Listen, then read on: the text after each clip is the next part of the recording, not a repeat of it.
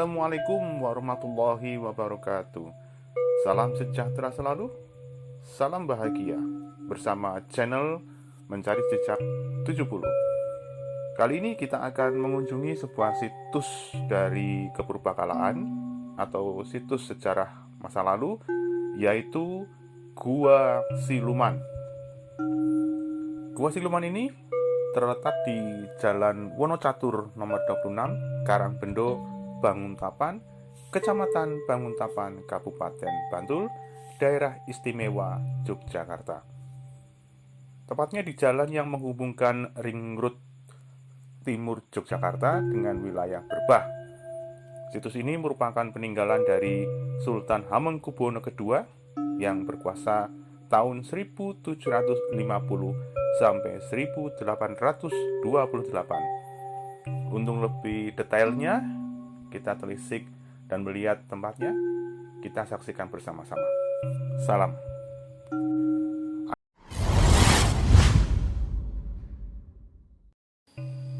Goa Siluman. Bangunan ini berada di wilayah Wonocatur, Banguntapan, Bantul. Kalau kita mau melihat tempat ini, bisa menggunakan moda transportasi apa saja, sebab masih berdekatan dengan pusat kota Yogyakarta. Dari titik 0 km Yogyakarta, hanya sekitar 8 kilometeran saja. Jalan menuju arah timur dan juga berdekatan dengan landasan pesawat terbang Maguwo atau lapangan udara Adi Sucipto, Yogyakarta. Kalau dilihat lebih teliti, jika dibangun ulang, maka akan kelihatan mirip sebagai taman air daripada sebuah gua.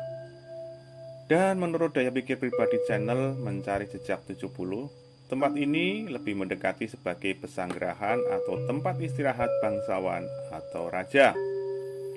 Pemirsa yang berbahagia, kita bisa melihat adanya bangunan yang ditinggalkan oleh masanya. Saat kita menelusuri jalan dari pintu masuk, kita akan menuju undak-undakan awal bangunan. Kita akan melihat sebuah teras yang bisa memandang jauh nun ke bawah, dan diperkirakan teras itu tempat untuk berdiri memandang pemandangan di bawahnya. Laksana kita memandang taman air di bawah yang penuh dengan bunga dan gemericik air yang keluar dari mulut 2 ekor patung burung peri yang ada di kanan dan kiri, yang kemungkinan sekitar 30 meter jauhnya dari tempat teras untuk berdiri. Patung duang burung peri itu saling berhadapan, namun kepalanya sudah tidak ada lagi dan hanya menyisakan badannya saja.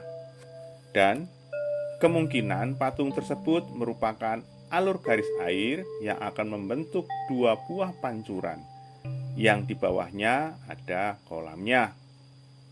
Dibayangkan adalah kolam berendamnya para putri atau untuk padusan wanita-wanita cantik.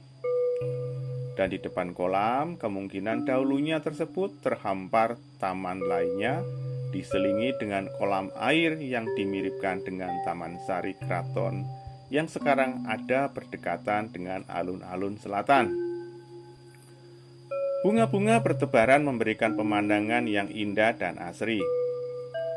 Jika kita menurun anak tangga ke bawah satu demi satu, maka kita akan melihat seperti ada lorong air dan kamar-kamar mirip kamar bawah tanah, dan berkesan wingit atau angker, menakutkan bagi para pengunjung.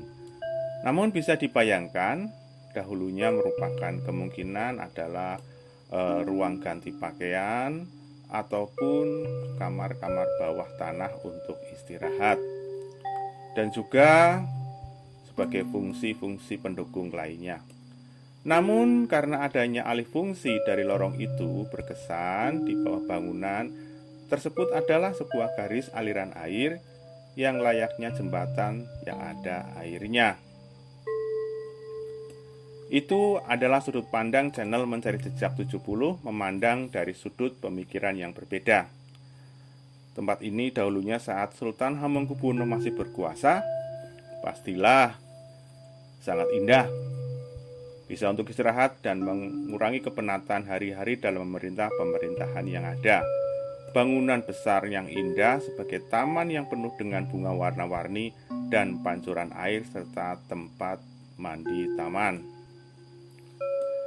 Memang tidak setenar Istana Air Taman Sari, namun di balik ketidakpopulerannya masih meninggalkan sisa-sisa kejayaan yang fungsinya penting bagi kalangan keraton Yogyakarta sebagai tempat untuk melakukan olah batin. Tempat lainnya juga ada di dekat dengan lokasi, seperti halnya Pesanggerahan Warung Boto.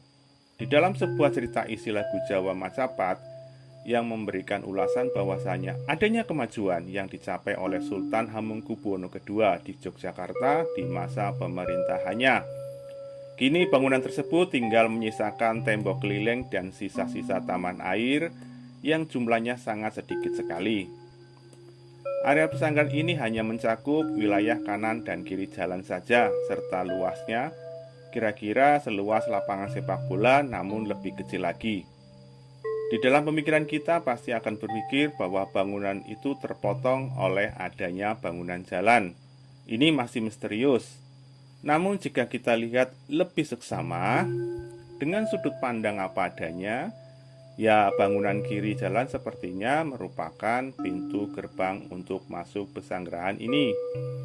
Pintu itu akan tersambung dengan lorong menuju areal bangunan yang berada di sisi kanan jalan, yang mengartikan lorong tersebut menghubungkan wilayah bangunan di kanan dan kiri, berada persis di bawah sebuah jalan raya.